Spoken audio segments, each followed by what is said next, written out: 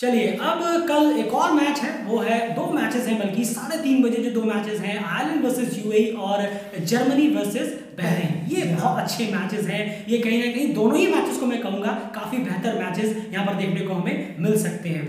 Ireland versus UAE की बात करें, एक बेहतरीन कॉन्टेस्ट अभी हुआ था क्वाड्रेंगुलर सीरीज में, जहां पर यूएई ने आयरलैंड को मात दे दी थी। तो डेफिनेटली एक वही 178 करीब उन्होंने डिफेंड किए थे। बहुत ही शानदार कॉन्टेस्ट हुआ है और हाल फिलहाल में देखें तो यूएई हमेशा भारी पड़ा है आयरलैंड के खिलाफ। ये बहुत ही शानदार मैच हमें देखने को जरूर मिल सकता है, इसमें कोई दो राय नहीं है। शुरुआत सबसे पहले कर लेंगे यूएई के 5 की प्लेयर जरूर जानना चाहूंगा कौन से हो सकते हैं इस मैच में। बिल्कुल, और यूएई के 5 की प्लेयर्स की बात करें तो चिराग सूरी, रोहन मुस्तफ़ा, मोहम्मद वसीम, साथ ही साथ कासिफ दाऊद और ज़हूर खान, ये वो 5 प्लेयर हैं जो इनके लिए बहुत ज़्यादा इंपॉर्टेंट होंगे इस क्वालिफायर में। खाली यहाँ नहीं, पहले मैच में ही नहीं, क्वालिफायर में भी। खैर वो आगे की बात है, पर पहले मैच में ऑब्वियसली ये 5 हैं। बिल्कुल, और कहीं ना कहीं कासिफ दाऊद पे बहुत ज़्यादा नज़र रहेगी और सबकी नज़र होनी चाहिए। आप खुद देखेंगे कासिफ दाऊद एक मैच विनर साबित होकर निकल सकते हैं। जी हाँ, इंपॉर्टेंट प्लेयर इस क्वालिफायर में वो साबित हो सकते हैं। ऐसे कहते नहीं कि एक की प्लेयर कहीं ना कहीं वो होता है, वो डेफिनेटली कासिफ दाऊद आपको नजर आएंगे इन चारों के इर्द गिर्द। खैर दूसरी तरफ चलते हैं, आयरलैंड के 5 की प्लेयर जरूर जानना चाहूंगा, क्योंकि 2 तो मुझे वैसे ही समझ में आ रहे हैं कि आप क्या नाम लेने वाले हैं, बाकी 3 में नजर जरूर। बिल्कुल, और Paul Stirling, Andrew Melbury obviously है ये, और इसी के साथ Curtis Campher, Simi Singh and Joshua Little. जी हाँ, ये 5 बहुत ज़्यादा इंपॉर्टेंट है। सब ने परफॉर्म किया है, एंड्रू मैकबरी, ग्रेग यंग, मार्क अडेर, सब हैं, लेकिन ये 5 बहुत ज़्यादा इंपॉर्टेंट मैटर करेंगे।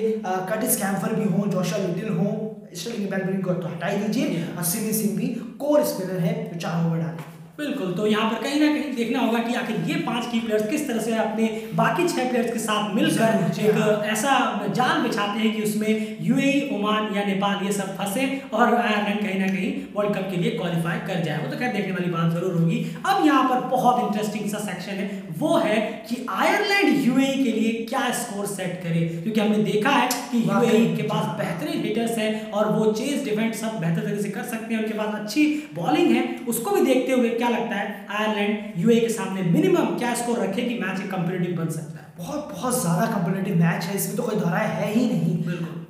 देखिए 160 अबव अगर आप रखें तो एक कंपीटिटिव मैच देखने को मिलेगा, लेकिन अगर 170 180 हो जाता है तो शायद आयरलैंड के फेवर में जाएगा, भारी होगा आपका। नहीं जरूर, 160 अगर होता है तो फिर 50-50 का मामला है, पर 170 अबव 180 अबव तो फिर ऑब्वियसली आयरलैंड के फेवर में काफी हद तक। बिल्कुल, तो 170 आपको क्रॉस करना होगा ताकि पलड़ा कहीं ना कहीं आपकी तरफ भारी जरूर, जैसे कि हमने क्वाड्रेंगुलर सीरीज में भी कहा था, 160 अबव अगर आप करते हैं तो आपको कंपीटिटिव क्रिकेट जरूर देखने को मिलेगा। अगर आपकी बॉलिंग बहुत शानदार हो गई जैसे कि नेपाल के खिलाफ हुई थी तो डेफिनेटली आप उसको डिफेंड जरूर करते हुए नजर आएंगे। यूएई पहले बैटिंग करता है तो क्या स्कोर दे, क्योंकि अभी हाल फिलहाल देखें तो 170 टांग दी थी उन्होंने बोर्ड पे। नहीं यूएई, बिल्कुल देखिए यूएई के लिए तो मैं कहूंगा कि उनकी बॉलिंग भी अच्छी है, कहीं ना कहीं बहुत बेटर हुई है इस क्वाड्रेंगुलर सीरीज में। सबसे बड़ी बात रोहन मुस्तफा फॉर्म में आ गए। बिल्कुल, ये तो बहुत ही प्लस फैक्टर है। तो फिर आई थिंक 150 160 मेरे ख्याल में बहुत बेटर होगा।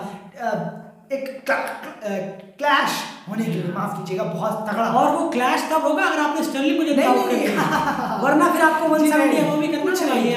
बिल्कुल, फिर तो आपको 170 अबव भी जाना पड़ेगा, लेकिन स्टर्लिंग को आउट करना है तो आउट करने के बाद 160 ठीक रहेगा। बिल्कुल, तो 160 कंपेटिव होगा स्टर्लिंग को आउट करके। अगर आप स्टर्लिंग का रिस्क नहीं लेना चाहते तो 170 अबव जरूर आपको भी कर रही होगी। आपको पता है स्टर्लिंग कितनी तेजी से मैच खत्म कर सकते हैं अगर वो 6-8 ओवर भी ग्राउंड पे टिके हुए हैं तो। चलिए अब यहाँ पर सीधी सी बात कर लेता हूँ मैं, मैच प्रेडिक्शन क्या हो सकता है आयरलैंड वर्सेस यूएई का। पर मैं जानना चाहूँगा कि आप आखिर परसेंटेज ज़्यादा किसको देने वाले हैं, क्योंकि आयरलैंड को बिल्कुल भी कमतर नहीं आ सकते, अपनी फुल फ्लेज 11 के साथ उतरेंगे। जोशुआ लिटिल आएंगे, एक लेफ्ट आर्म पेसर भी आ जाएंगे, तो देखना होगा कि क्या परसेंटेज आप दे रहे हैं। बिल्कुल, और ये 50-50 का मामला है। मैं यहाँ पर किसी को कोई कम नहीं कर सकते, कुछ नहीं कर सकते, दोनों ही इतना कॉम्पिटिटिव क्रिकेट खेल रहे हैं कि क्या कहें। 50-50 है ऑब्वियसली, इसमें कोई दोहराई नहीं। जी हाँ, तो 50-50% यहाँ पर दिया है आपने कहीं ना कहीं परसेंटेज में। चलिए देखते हैं कि आखिर क्या होने वाला। बिल्कुल, और मैं एक चीज़ जरूर जानना चाहूँगा कहीं ना कहीं कि आपको क्या लगता है कि दोनों टीमों में से आयरलैंड या यूएई में से कौन से ओवर को ज़्यादा बेनिफिट लेना चाहेगी, शुरू के 6 ओवर या आखिरी के 5 ओवर? दोनों टीमों को मतलब थोड़ा देखते हुए कि बैटिंग कैसी है उन लोगों की, कहाँ से वो ज्यादा एडवांटेज देना चाहिए? तो बहुत सिंपल सा आंसर है इसका कि आयरलैंड जो है वो शुरू के 6 ओवर में ज्यादा एडवांटेज देने की कोशिश करी, क्योंकि शुरू के 6 ओवर में उनके पास वो प्लेयर है जिनके इर्द गिर्द पूरी की पूरी आयरलैंड की टीम घूमती है। पॉल स्टील और बेलविन की बात मैं कर रहा हूँ, दोनों ही बहुत एग्रेसिव और अच्छे तरह से खेल रहे हैं। बेलविन ने तो खुद को सेटअप कर लिया है इतनी जल्दी ओपनिंग में, जाहिर सी बात है वो अपने 6 ओवर को एक्सप्लॉइट करना ज्यादा बेहतर समझेगी। और अगर मैं यूएई की बात करूं तो वो एंडिंग बहुत ही अच्छी कर रहे हैं। नेपाल के खिलाफ चिराग सूरी ने जो किया, उसके बाद मोहम्मद वसीम ने किया आयरलैंड के खिलाफ जो मोहम्मद वसीम ने किया, तो बहुत ही शानदार। लास्ट के 5 ओवर यूएई और शुरू के 6 ओवर कहीं ना कहीं आयरलैंड करने की कोशिश जरूर करेगा। तो ये बात है इस मैच से रिलेटेड।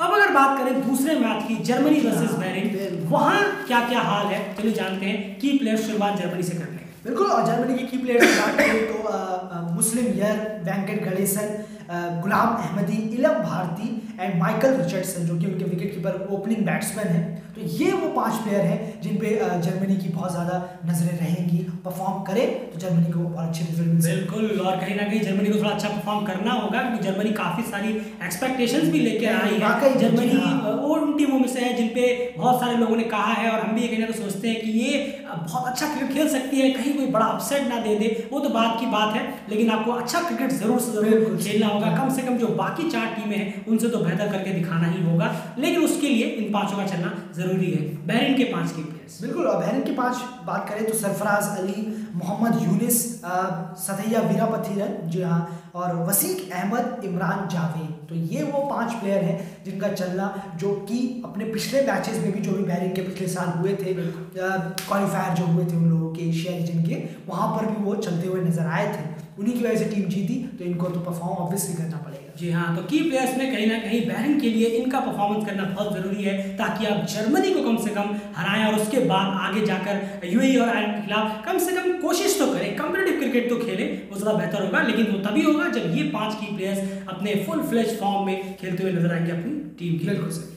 प्लेइंग 11 की जहां तक बात है, आयरलैंड वर्सेस यूएई और जर्मनी वर्सेस बहरीन, जो भी ये मैचेस की प्लेइंग 11 जो रॉयल 11 क्या हो सकती है, वो हमने वीडियो ऑलरेडी अपलोड कर दिया है, आप जाके जरूर देखिए। इससे पहले जो वीडियोस हैं, जी हाँ, सेकंड लास्ट वीडियो है, उसको जाके जरूर देखिए। ऊपर आई बटन में भी आपके सामने जरूर आ रहा होगा, वहां पे जाके अभी आप देख सकते हैं कि रॉयल 11 टीम्स की क्या हो सकती है।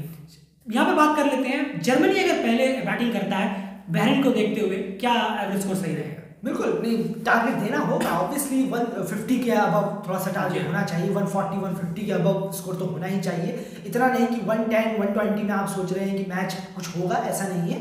140 अबव 150 अबव तो स्कोर होना ही चाहिए। बिल्कुल, तो 150 अबव यहाँ पर जरूरी होगा, बिल्कुल, और ये मिनिमम है। बाकी आप अगर उससे कर पाते तो जाहिर सी बात है पार स्कोर हो जाएगा। लेकिन बहरीन के लिए देखना होगा कि बहरीन अगर पहले बैटिंग करती है तो जर्मनी के लिए क्या है, क्योंकि जर्मनी की बैटिंग भी थोड़ी बहुत बेहतर है, काफी बेहतर है बहरीन के मुकाबले अगर कहें अभी तक जितना देखा है। बिल्कुल, देखिए दोनों ही टीमें में कॉन्टेस्ट बहुत होगा, लेकिन दोनों टीमें शायद ज्यादा स्कोर ना खड़ा कर पाए, इतना भी तय है।